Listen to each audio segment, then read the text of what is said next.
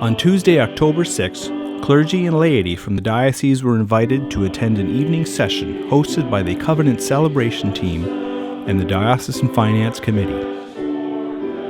The Finance Committee's aim was to provide an update on the budgeting process and invite feedback from members of the diocese on the 2016 budget. The Covenant Celebration Team shared stories from 2 parishes in the diocese who have undertaken their own covenants.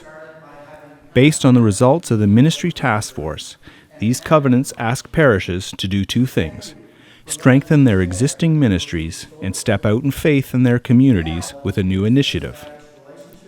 Doug Green from the parish of Tyendinaga spoke about a group of volunteers who assist the Venerable Brad Smith with worship services at the Friendly Manor Nursing Home in Deserano.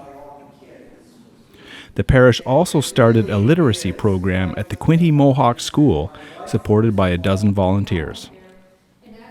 Wendy Merkley, a warden from the Church of the Redeemer in Rockport, told audience members about her parish's food drive program for the local food bank and the beginning of Redeemer Cafe, a ministry that invites storytelling with the community at large. The parish also began a program with the local school to provide snacks for the teachers to distribute to children in need. The budget consultation session was hosted by the Reverend Peter Case, Chair of the Diocesan Finance Committee. The audience was updated on the current status and process of the 2016 budget, key challenges for the diocese, and the changes made in the effort to produce a balanced budget for the coming year. The group was also updated on the current operational studies regarding Camp Hyanto, the Church Book Room, and the Diocesan Center. Next steps will include review of feedback from this information session and Synod Council approval of the current draft budget. The October 6th budget presentation and a detailed copy of the draft budget are available online at www.ontario.anglican.ca. So as usual, the session was informative, okay? Some new ideas, some new numbers presented without full explanation, so we don't really know how it's going to affect each parish. But in time, we'll find that out. But it's good because it's early. I have a chance to think about ramifications. Some of the larger parishes will be spending a lot of money on we're hoping in our very small rural part-time, we're going to save a lot of money. This was a really good presentation tonight. It certainly shows that the Finance Committee is being careful with the money that they've got to manage, with the resources that they've got to manage.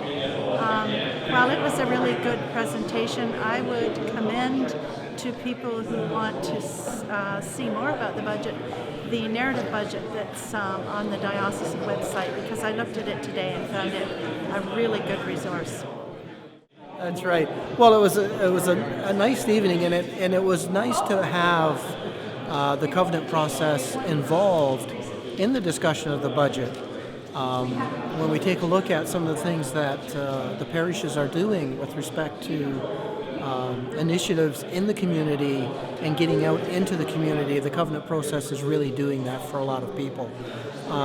It's also nice to see that there is a little bit of seed money in the budget for next year that involves the covenant process. And if anybody, any parish that wants to get involved in the covenants process and were reluctant to because they thought it took some money to get involved in, they now have some seed money that they can draw from. So I really like these times where we gather together.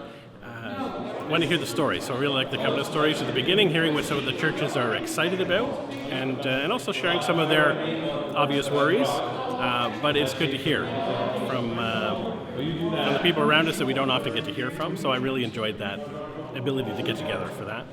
And in many ways, I like the same thing about the budget, just to get a sense of what are those things that are coming up the parishes are going to have to think about, and to be able to hear them with other parishes all together.